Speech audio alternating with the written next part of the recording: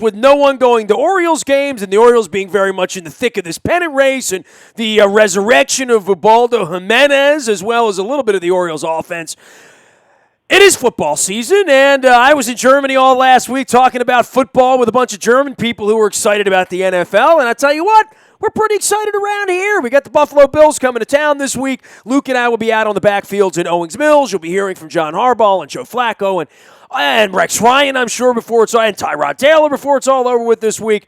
Luke, happy football season to you, man. Pop the cork. Let's go play a football game on Sunday, man. Yeah, no doubt about it. Finally through the preseason, finally through 53-man roster cuts, which was as interesting as I've covered with having done this starting in 2009.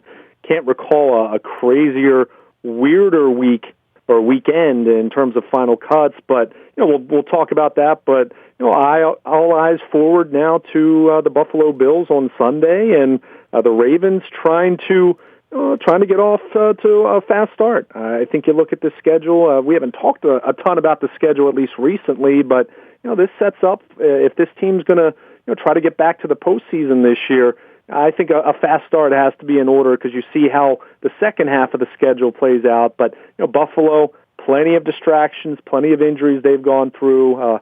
Looks like a good opportunity for the Ravens to get off to a good start here in 2016. All right, so I was in Germany all last week. I was moving around. I was always 6 hours ahead of you, right? So anytime you would send a text at, let's say 2 in the afternoon, I got it at 8 at night.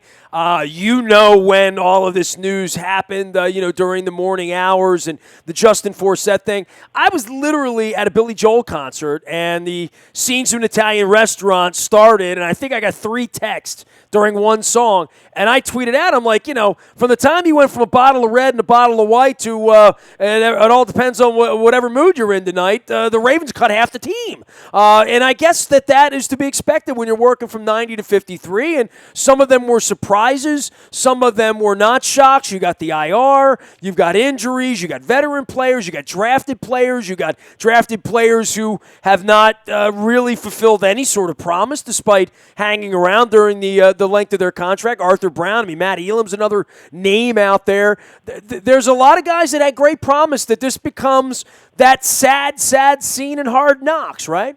Yeah, it really does. And as far as Saturday went, there were some milder surprises, like a Terrence Brooks being cut, for example. But I think it was pretty clear, at least 2 years into this thing, that hadn't really lived up to what they thought they were getting. Certainly Arthur Brown, who was a bust. There's no way to sugarcoat that. He was an absolute bust. Played a total of 10 defensive snaps after his rookie year as a former second-round pick, a guy that the Ravens traded up to get in 2013. So you have your share of individuals like that. A couple guys like a Capron Lewis-Moore who did wind up back on the practice squad, but guys who've been around a few years here and there.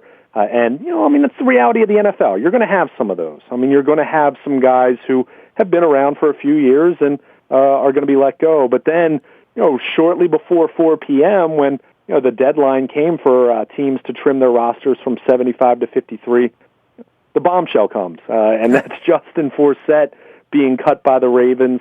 Something that, as I wrote at WNST.net over the weekend before he ultimately re-signed with the Ravens on Monday, it's something that I had thought about from time to time. He didn't exactly have a big summer, didn't play a whole lot in the preseason. Part of that by design. They held him out of the first and last games of the preseason. And I saw how Terrence West played. I've talked a lot about how much I like Kenneth Dixon, who's currently injured. Buck Allen, who didn't have a great summer himself, but clearly just a year removed from being a fourth-round pick. I had contemplated at least a couple times I wonder if they would consider cutting Justin Forsett. I didn't think it would happen. I certainly didn't. Well, you're doing the numbers, right? Yeah, so you're trying to figure they can only keep so many running backs. They got a wide receiver logjam. They got all these tight ends. Some of them are, not even around anymore. Yeah. There are only so many skill position players to go around, right? There are, and then something like that happens, and you start saying, okay, well, maybe they are going younger, but then, with roster maneuvering that, as I joked, would make Dan Duquette scratch his head, the Ravens bring Justin Forsett right back, it was clear this was, regardless of what John Harbaugh or anyone in the organization is going to say, this was a handshake, wink, wink, kind of an agreement where they cut him, they brought him back, and there were already reports Monday evening that he's making the same exact money, so it wasn't a cap-related move. In fact, they added up to $100,000 worth of incentives, according to a CBS Sports report. So it's clear that this was a wink, wink, wink situation. And as I explained it at WNST.net, this is all because the IR designated to return rule was tweaked a little bit. Now, you can still only bring one player back, but what's different this year as opposed to last year when they did it with Brent Urban, or the year before when they did it with, I guess, Dennis Pitta at that point in time, Ray Lewis a couple years before that, you have this situation where you can, back then you had to designate a player at the time. So you had to decide, well, Brent Urban's going to be our guy. Now you don't have to do that. You can bring back anyone, but here's the catch, and this is where the roster situation got hairy over the weekend. Both Matt Elam and Carl Davis have injuries that are keeping them out at the beginning of the season. Carl Davis suffered an ankle injury in the preseason finale that's going to keep him out several weeks. But unfortunate, by the way, right? I mean, he was a guy that they have high hopes for, another draft pick that they'd like to see him move to another level this year. Yeah, right? He kind of disappeared, hit the rookie wall midway through last year. I mean, at this year, a year ago at this time, we were talking about Carl Davis being their best draft pick last year, with Perriman hurt and Max Williams not being at the top of the depth chart. But anyway, so the thought was the Ravens wanted to have both of those individuals as potential options to bring back from the IR list. Not that they're saying right now that either of those guys are even going to come back. But the catch is, with this rule, the way it's been tweaked, anyone that you want to potentially bring back from IR has to be on the initial 53-man roster. So, for example, Bronson Kafusi, who they put on IR when they cut down to 75, he is not eligible to be pulled back. He's done for the year. I mean, period. Close the book on him. We'll see him next spring. But in the case of with Elam and Davis, they wanted to have these guys as potential options. And look, I'm guessing right now, in a perfect world, the Ravens don't want to have to use the IR designated to return on Matt Elam. They're hoping that Eric Weddle stays healthy and Ladarius Webb stays healthy and Kendrick Lewis can be a solid enough backup and Anthony Levine can be a solid enough backup and Matt Elam will play out the year on IR and then probably depart as a free agent. They were prepared to waive him outright, but I think they kind of just looked at their safety depth after they decided that they were going to move on from Terrence Brooks, and they wanted to keep Elam as a potential option. Boy, this is a week for them to fall out of favor with a lot of draft picks, right? I mean, but we'll get to that. Maybe there's a lot of meat on the bone in some of these cuts. At least I thought so. And it's also a reflection that we've talked about it. They haven't drafted as well the last few years. I mean, they just haven't. It's relative. They haven't drafted as poorly as, say, the Cleveland Browns, but it's been an issue. And then, to address Carl Davis, right now this team has a very deep defensive line, including rookie free agent Michael Pierce, who solidified his claim to a roster spot in the preseason finale, but he's a guy that had been on my radar even going back to the first or second week of August. Kind of a Brandon Williams clone, how he's built and how he plays, a pure nose tackle. Not saying he's going to be as good as Brandon Williams, but you get my point. So they have a really deep group of defensive linemen right now, but if Timmy Jernigan goes down with an injury, and let's say Willie Henry has an injury, and you're looking a little lighter, come week 7, week 8, week 9, maybe you want to bring Carl Davis back from injured reserve. So the whole point of how this rule has changed is it becomes a lot more strategic. Before it was, okay, you either decide you're going to use it on someone coming out of training camp or you hold on to the designation in case, Joe Flacco sprains an ankle and, he's going to miss 2 months, or, Elvis Dumerville hurts his knee and, he's going to miss 6 or 7 weeks, something like that. But now you can use it for anyone, as long as they are on the initial 53-man roster or they're on the 53-man roster at some point during the regular season, but you had to get those guys on that first roster. So what did the Ravens do? Well, they held off on signing veteran return specialist Devin Hester, who we haven't even talked about, but clearly that was a need that they did not find a solution in the preseason. Michael Campanaro, despite getting hurt again, was still not looking reliable. We know Keenan Reynolds wasn't ready. He's on the practice squad now, so we'll see how he develops. But there were just so many moving parts here that the Ravens decided, okay, to get both of these guys as options. Just we'll see if we're going to want to use them at some point, pull them off IR. They needed them on the roster. So one, they decided, Devin Hester, they had to look at his physical. He's coming off of off-season toe surgery. They held off until Sunday and made it official, at the end of the weekend as opposed to signing him Friday or Saturday like they could have hypothetically. And then they go to Justin Forsett, and it's weird because I don't know why he's the guy that you picked. You could have done this with Chris Carter, who's a vested veteran on a one-year deal worth $1 million, and probably could have gotten him to re-sign 2 days later in the same way. You probably could have done this with Ryan Mallett with a handshake agreement because he's a vested veteran. For whatever reason, and maybe it's because they simply have a great relationship with Justin Forsett, they basically said, we're going to cut you. This is a paper move. We're going to bring you back. And he was he was amicable to it apparently. And no other team came calling. There was lots of talk. Maybe Gary Kubiak would do it, but it's clear that there was an understanding that the Ravens were going to bring him back 2 days later, and they did. I'll be honest. I know a lot of people are praising Ozzie Newsome for this. Look, it worked out, so that's fine. I'm not sure it's something that I would say you really should do. I have to wonder how some veteran players look at a move like this and what they think. I have to wonder what the union looks at something like this and what they think. I'm guessing John Harbaugh and company are going to be very careful in how they talk about this because you could probably say it's in some way a form of tampering because you kind of conspired with a guy who became a free agent to re-sign then. So, it was a minimal return, but at the end of the day, they can now. Is he going to play? I mean, riddle me this. I mean, what's the point in all of this? Is Justin Forsett going to carry the ball this year? I think they're planning on it because a lot of people talked about when he was cut on Saturday. Everyone was talking about the possibility of him coming back after week 1 when you sign a veteran in week 2, their salary is not guaranteed for the rest of the year if you decide to cut them. So the fact that they're bringing him back now and he's on the opening day roster, that $3 million salary is going to be guaranteed. So that tells me that he's absolutely part of the plan. Now, I wouldn't have thought this before he was cut on Saturday. I don't expect him to be a 1,200-yard back this year. I don't think he's going to have that kind of a workload. I think you're really going to see the Ravens go with the hot hand. I think they're planning on Terrence West being pretty heavily involved. We'll see how Buck Allen works into that equation right now. And then the name that I really think you need to watch, and if you ask me right now, at the beginning of September, a few days ahead of the season opener, who I think the starting running back for the Baltimore Ravens is going to be come Week 17, assuming everyone is healthy, which is a big assumption, I'll go with Kenneth Dixon.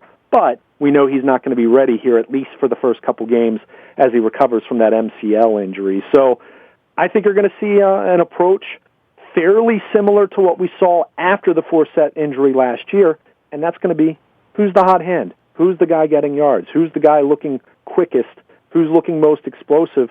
Terrence West kind of looked like that guy along with Dixon in the preseason, but for now, and I think this is the wise move because as you checked out my blog at WNST.net over the weekend, this was a move I was really questioning if it was truly them cutting him and ready to move on. I think you have some young, talented backs here, but very much unproven. In the case of Terrence West, a lot of baggage. In the case of Dixon, he's had 3 injuries now since the Ravens have drafted him. A couple of those minor, and this most recent one a little more serious. And Buck Allen hasn't exactly looked all that great this preseason. Yeah, Buck Allen, well, who, right? Yeah, right. Yeah, he's on a milk carton, but he's on the team. So right. There are a lot of guys that, we knew their names too, and they're not on the team anymore. Right. So all those factors involved, I think Justin Forsett, at the very least right now, is a safety net for them. I think you know what you're going to get from him. He's going to run effectively. Is he going to be a Pro Bowl running back again? Probably not. I'd be surprised by that, quite frankly. But he's good in pass protection. He's a great character guy.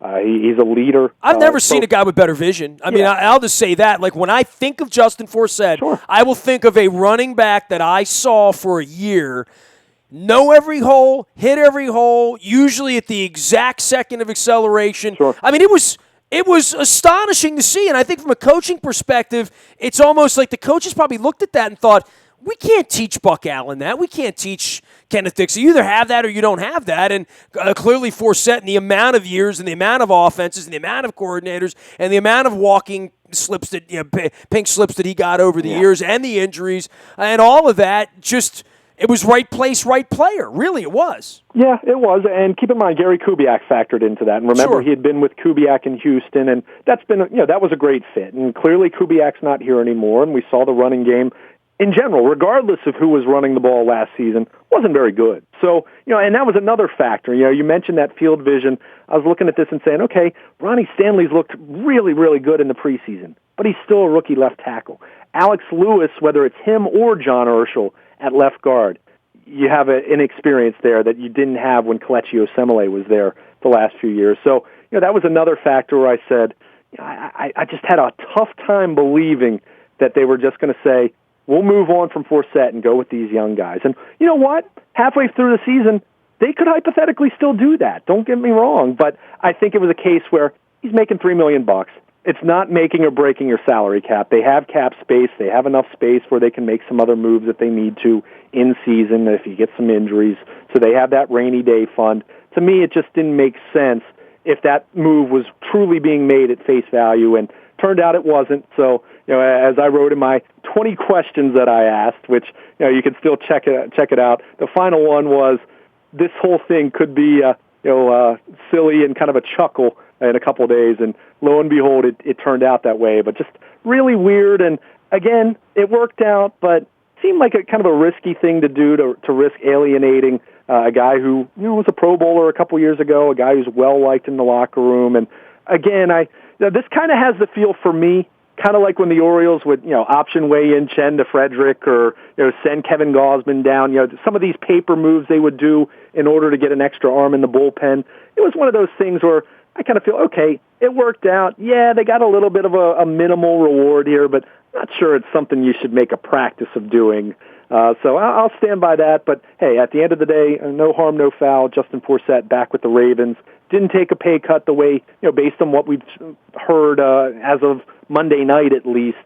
So, he's back in the fold and very much interested to see how this backfield's going to play out. I think he'll probably be the starter on Sunday against Buffalo, but to just pencil him in for 20 carries, I would not bet on that whatsoever. I think you're going to see at least him and West splitting carries, and maybe a little bit of Buck Allen on third down as a receiver out of the backfield. Luke Jones and I will be on the fields at Owings Mills. Luke's covering the team, and he'll be out there with all the sound from John Harbaugh and Joe Flacco and the coordinators all week long as we get ready for the much maligned Buffalo Bills, Luke Jones. And maybe this is an opportunity to stretch out a little bit on that. And I'm going to talk to people in Buffalo all week. This is a game the Ravens are supposed to win, right? I mean, like, if at 4:30 something goes wrong and they lose 19-17, whatever that something is, would really set a bad tone here. I mean, this is not just they've had some buzzsaws to start year. You had to go out to Denver and play twice in the last 3 years, right? I mean, so, losing the first game has been a bloody nose. This would be, I don't want to say a death knell, but it would really be a setback to think that they're not going to win this football game this week. Yeah, it would really be that game that, if you lose this one, the season's not over. I mean, that would be silly to say. But it's more of a thought that's going to be a bad season than a good one. Yeah, I think it kind of brings that bad taste from last season back into your mouth where you're saying, oh, okay. And again, I don't care how they lose it either. You know what I mean? Right.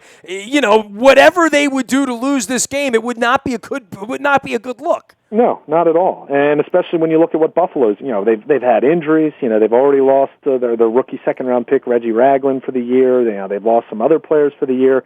They've had some suspensions.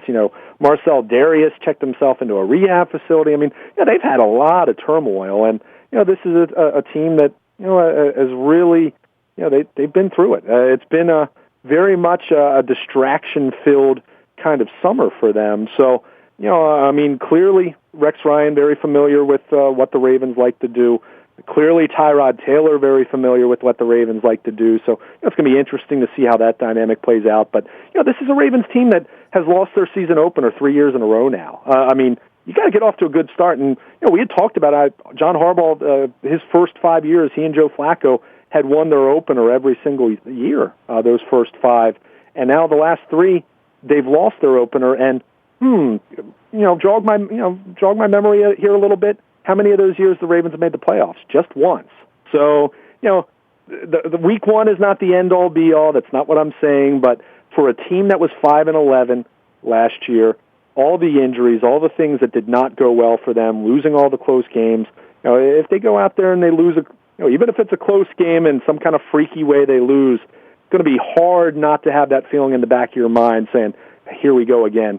Really important for this team to get off to a good start because, as we said, second half of the season, it does not get any easier. So, this team's hoping, they can be in that, 6-2 kind of range halfway through the season. And you look at their opponents, even someone like me who certainly has questions, and we'll talk about that as we get closer and closer to game day and getting into the first couple weeks of the season. But the schedule sets up pretty nicely for them to be pretty darn good out of the gate. Unlike last year where they had that bear of a start, 5 out of 7 on the road, not dealing with anything quite like that in the first half this year, so they better take advantage. Yeah, well, this weekend we got Cleveland playing Philadelphia now, and the Philadelphia, Minnesota, and the Bridgewater, Bradford drama that also broke out on my Twitter over the weekend while I was in, I think, Frankfurt.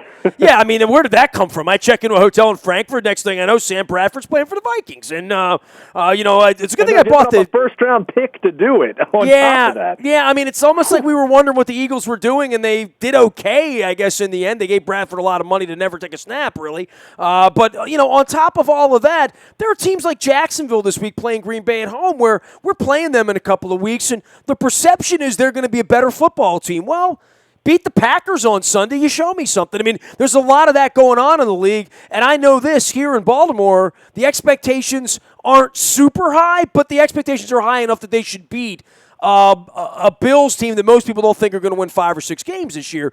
Last thing for you on the cuts and the dearly departed. Bunch of second-round guys now out of here, first-round guys, third-round guys. I mean, there was really no ego involved in this with Ozzie or Eric or any of the guys who made you and I, for a few weeks in April of the last few years, brag on these guys and say they're going to be the next such and such, or they were drafted and they position in the NFL like a poor man something, and then they come in and not only not make any impact, not get on the field and fail, in some cases not get on the field much at all.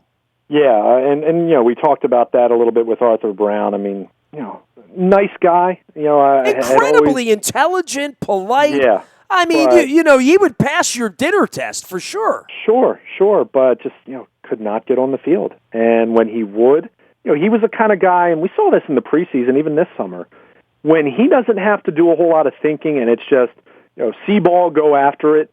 He does okay, but when he just never seemed to really grasp, what it takes from a mental standpoint to, just react, read what you're seeing at the NFL level, and to do it. And we just said it. It's not as though this guy's not an intelligent guy, but just didn't react, didn't seem to process the game really well. And I'd say the same thing about Terrence Brooks, by the way, guy on paper, coming from Florida State, good 40-yard dash time, good athlete, big, has the ideal size for a safety. Smart guy.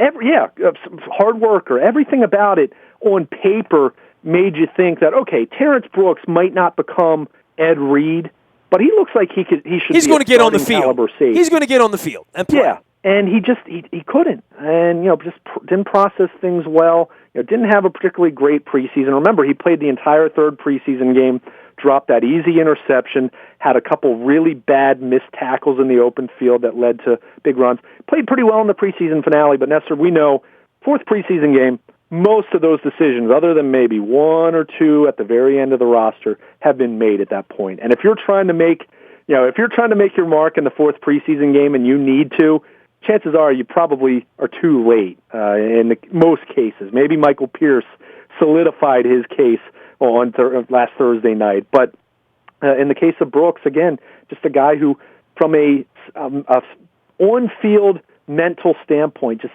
didn't seem to react to things the way that he needed to. Just wasn't quick enough, from a mental standpoint, really grasping this offense. And again, it's one thing to just to study your playbooks, study your iPad, I should say now in this day and age, and to really be a good in the classroom, but you still have to be able to translate that from a processing speed standpoint when you're on the field. And there were two guys who just didn't seem to work out. But the funny thing is, we spent time talking about these draft picks, and it makes sense. Most of the uproar from fans over the weekend was about Jeremy Butler and Victor Ochi, which, look, Jeremy Butler had a nice preseason. I know what the numbers were.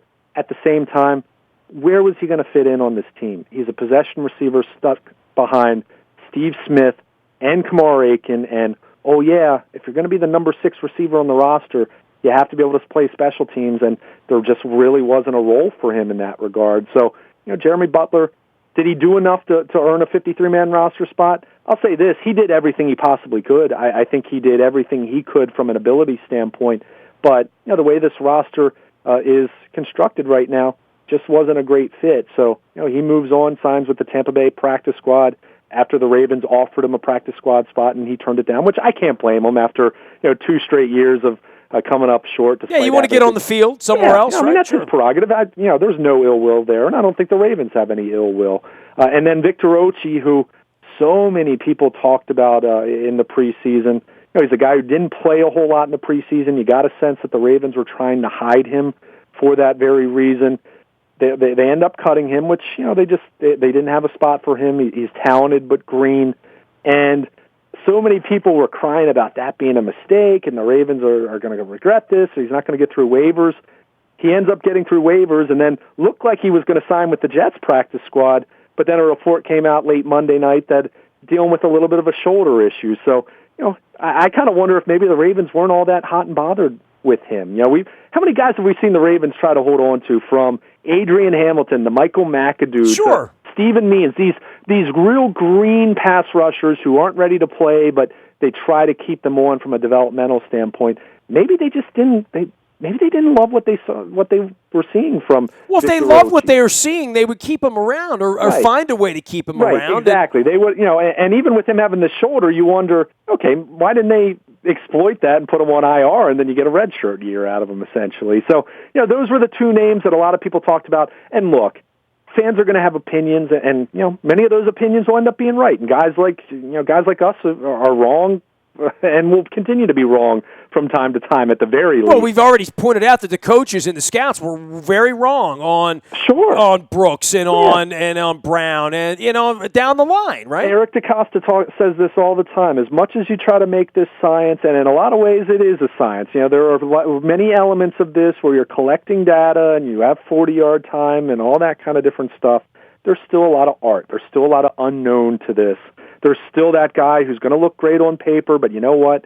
He's a knucklehead, or he just has something, there's just something that's just not going to click to play at this level. It's tough to do. In this system as well. Yeah, but I guess my point was, the way some, fans and even a few media members even reacted, you would think Jeremy Butler was Jerry Rice and Victor Ochi was Lawrence Taylor.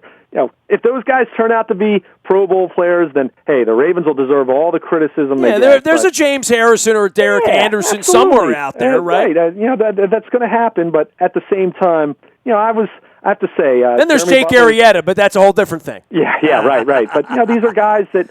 How many Nate Bowlings have we seen over the years? How many Justin Harpers have we seen over the years? Where we talk about these guys in the preseason, we're saying, man, they got to keep this guy, and they don't, or they do, and they end up not being anything special. So I'm guessing, in the case of Jeremy Butler, solid player. I wish him well. I think he can play in the league, but he is not a guy that was going to be a make-or-break difference maker for the 2016 Ravens. And if you're not going to play special teams, really tough to keep a guy like that as a backup.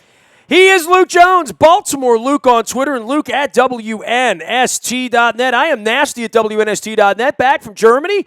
Put a segment together with my wife. I know many folks have been following our journey and pictures and videos with our new lifelong friend Niels, who we're bringing to Baltimore on November 12th. Appreciate all of the Gen Strong Germany hero love and the hashtagging and the notes and the tears and the cheers and all that good stuff. We still have more cool stuff to share with you as well. We'll be doing that out on Twitter, Facebook, LinkedIn, Snapchat, Instagram. Our Facebook Live was pumping it out on Monday night, as well as our WNST TV channel on YouTube. Anything you miss here, you can find in the Buy a Toyota Audio Vault 24 hours a day from anywhere in the world on your mobile device by downloading the TuneIn Radio app. We come in crystal clear from anywhere that you are. The morning newspaper hits your email inbox 7 a.m. each and every morning. It's powered up by Planet Fitness and PlanetFitness.com. Still $10 a month to get in the best shape of your life. Appreciate all the support from Planet Fitness. And last but never least, that breaking news service that we talked about, the Justin Forsett updates as they were, are brought to you by Coons Ford of Security Boulevard. That is our infamous, world-famous WNST tech service, getting you the breaking news, making you the smartest sports fan in the room, always. 10 years now, rolling, 10,000 people strong. Jump on it, and you will know first. We are WNST.net, AM 1570, and WNST Towson, Baltimore. We got a football game to play this week, and we never stop talking Baltimore sports.